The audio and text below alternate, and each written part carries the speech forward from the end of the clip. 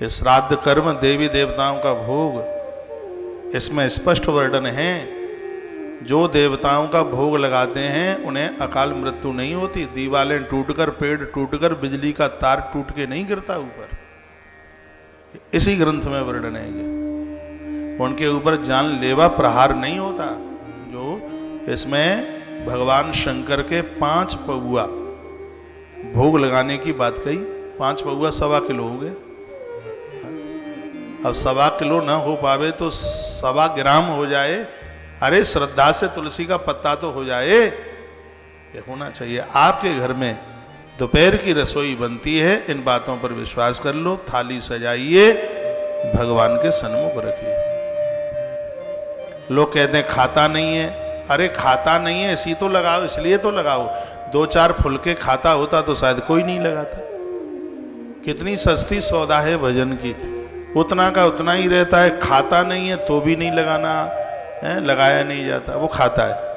ये मैं फूल ले लूं, इसको मैं नाक से लगाऊं, मुझे इसकी पूरी खुशबू आती है। पूरी खुशबू मैंने ले ली। इसको तराजू में तौलना, इसका एक रत्ती भी वजन कम नहीं होगा। उसी प्रकार से भोजन की थाली भगवान के सन्मुख जाती है, भगवान भाव की खुशबू ले लेते हैं, हमारे दाल चावल उतने के उतने ही बने रहते हैं। यहाँ पर माला चढ़ाते हैं, चावल चढ़ाते हैं, फूल चढ़ाते हैं, लेकिन 2 दाने मिश्री के भी चढ़ाते हैं। हाँ, इसका प्रभाव है। ये पाइप टूट के नहीं गिरेगा, बिल्कुल नहीं गिरेगा, पढ़ लिया है इसमें। इसलिए ग्रंथ को भोग लगाया जाता है। आपदाएं परेशानियां तो बहुत आती हैं, यही चीजें तो बचा लेती हैं। अब इसमें जो बात लिखी है इसको झुटलाया नहीं जा सकता। मंगल होता है भोग लगाने से। इसमें लिखा है पूर्वजों के लिए सदाचारी लोगों ने श्राद्ध किया है, तर्पण किया है।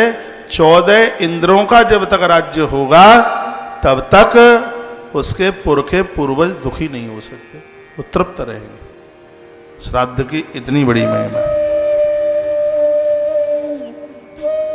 वर्णन है कि पूर्वजों के लिए भी वर्ष में 1-आध बार ऐसी जगह जाइए जहां पूर्वजों का श्राद्ध होता है। पुष्कर में होता है, बद्रीनाथ में होता है, और जहां होता है वहां होता है, लेकिन श्री गया जी में होता है, गया में।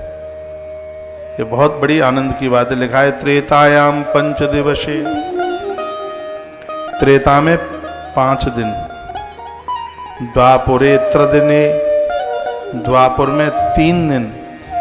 श्री गया जी में रहने से जितना मिलता था, एक चित्तेन यो विप्रा पिंड दद्यात कलयुग युगे।